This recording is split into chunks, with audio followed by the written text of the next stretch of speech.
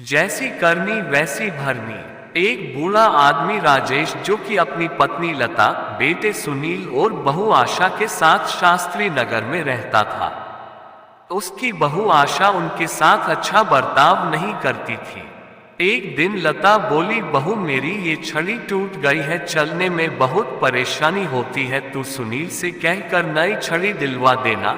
इस पर आशा बोली, सासू माँ, एक तो इतने खर्चे होते हैं और ऊपर से आपकी ये छड़ी खरीदने जाएंगे तो 1-1.5 से तो काम में आएगी नहीं। वैसे भी आपको कहीं आना जाना तो होता नहीं, इस टूटी छड़ी से ही काम चला लीजिए, इस टूटी हुई छड़ी की मरम्मत करवा देते हैं। ये कहकर आशा वह से चली जाती है। वहीं पर लता के पति आ जाते हैं और वह कहते हैं, तुम क्यों छड़ी के लिए कहती हो? इतने सालों में आशा ने हमारा सम्मान नहीं किया तो आज क्या करेगी? तभी वह पर उनका छोटा पोता रोहित वह आ जाता है और कहता है कि दादी देखो मैं तुम्हारे लिए क्या लाया हूँ। दादी कहती, क्या बेटा? रोहित, आपकी छड़ी टूट गई थी इसलिए मैं आपके लिए नई छड़ी लाया हूँ, अब आप ये पुरानी छड़ी छोड़िए और नई छड़ी से चलिए। राजेश और लता एक दूसरे को देखकर मुस्कुराते हैं और मन ही मन ये सोचते हैं कि कम से कम उनका पोता तो उनका सम्मान करता है। एक दिन सुनील अपने पिता के पास आता है और कहता है कि पिताजी, अपने पुराना वाला घर अभी तक क्यों रखा है? हमें उसे अब बेच देना चाहिए, अच्छे दाम मिल जाएंगे। राजेश, मैं भी तो कितनी बार कह चुका हूँ, मेरे जीते जी वो घर नहीं बिक सकता, वो हमारा पुश्तैनी घर है। सुनील, वो हो अब छोड़ भी दीजिए, मोह माया कहाँ उस घर के पीछे पड़े हैं, अब आपके पूजा पाठ के दिन है। राजेश, घर का मोह नहीं है बेटा, कुछ चंद यादें हैं, उनका मोह है, तुम नहीं समझोगे। सुनील गुस्से से, आपसे तो बात करना ही बेकार है। राजेश और लता अपने बेटे और बहू के इस दुर्व्यवहार से बहुत परेशान थे। उनके बेटे और बहू उनके साथ दुश्मनों जैसा व्यवहार करते थे। एक दिन जब रोहित घर आता है तो देखता है कि उसकी माँ आशा अपने सास को बहुत भला बुरा कह रही होती है। आशा, आप दोनों ने तो हद कर रखी है, बस रोज कुछ न कुछ मांग रहती है। लता, मैं तो सिर्फ ये कह रही थी कि तेरे ससुर जी जो ठंडे पानी से नहाने में तकलीफ होती है इसलिए उनके लिए गर्म पानी कर दिया कर, अगर मेरे हाथ पांव चल रहे होते तो मैं ही कर देती, तुझसे न कहती। आशा, हाथ पांव तो आज भी चलते हैं आपके, ये तो सब नाटक है आपका ताकि ये सारा काम मुझे ही करना पड़े।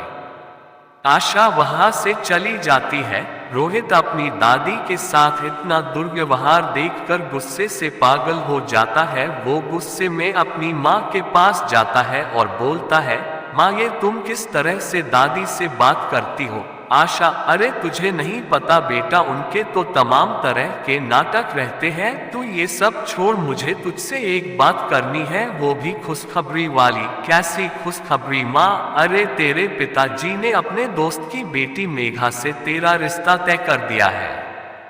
रोहित, क्या माँ? मेघा से? मैं और मेघा तो एक सच्चे दोस्त हैं, मैंने मेघा से शादी के बारे में कभी सोचा तक नहीं। आशा, अरे नहीं सोचा तो अब सोच लेना। रोहित और मेघा बाहर एक दूसरे से मिलते हैं और बातें कर रहे होते हैं। रोहित, मेघा, हमें पता है कि हम दोनों की शादी होने वाली है, पर मैं तुम्हें एक बात अभी से बता देना चाहता हूँ। मेघा, क्या? रोहित, यही कि मेरी माँ एक अच्छी सास नहीं बनेगी क्योंकि वो एक अच्छी बहू नहीं है। मेघा, पर रोहित, मैं तो आंटी को बचपन से जानती हूँ, वो तो बहुत अच्छे स्वभाव की है। रोहित, वो स्वभाव पता नहीं मेरे दादा और दादी के लिए नहीं दिखता, उन्हें तो हर वक्त बुरा भला कहती रहती है। मैं चाहता हूँ कि उनको पता चले कि वो गलत कर रही हैं, मैंने कुछ सोचा है। मेघा, क्या तुम इसमें मेरा साथ दोगी? तुम जैसा कहोगी मैं वैसा ही करूँगी। रोहित, मैं तुम्हारे साथ हूँ। मेघा और रोहित की शादी हो जाती है और मेघा अब आशा की बहू बनकर घर आती है। आशा, बहू, ये देख, मैंने तेरे लिए ये हार बनवाया है। मेघा, ये भी कोई हार है? मैंने तो ये सोचा था कि आप मुझे एक डायमंड का हार देंगी, पर ये क्या, आपने तो मुझे एक सस्ता हार पकड़ा दिया। आशा को ये सुनकर गुस्सा आ जाता है और वह मेघा पर बरस पड़ती है। बहू, मैं तुम्हारी सास हूँ, मुझसे तमीज से बात किया करो, नहीं अच्छा नहीं होगा, समझी? मेघा, सासू माँ, मैं भी आपकी बहू हूँ, आप भी मुझे ये धमकी मत दीजिए, मेरे पिताजी भी वकील है, अगर आपने मुझ पर कोई अत्याचार किया ना तो एक ही बार में आपको अंदर करवा दूंगी। हाँ। मेघा रोहित की तरफ देखकर मुस्कुराती है। लता जी और रमेश देखते रह जाते हैं। मेघा कैसे अपनी सास की गलतियों का उन्हीं की भाषा में उसे एहसास दिलाती है।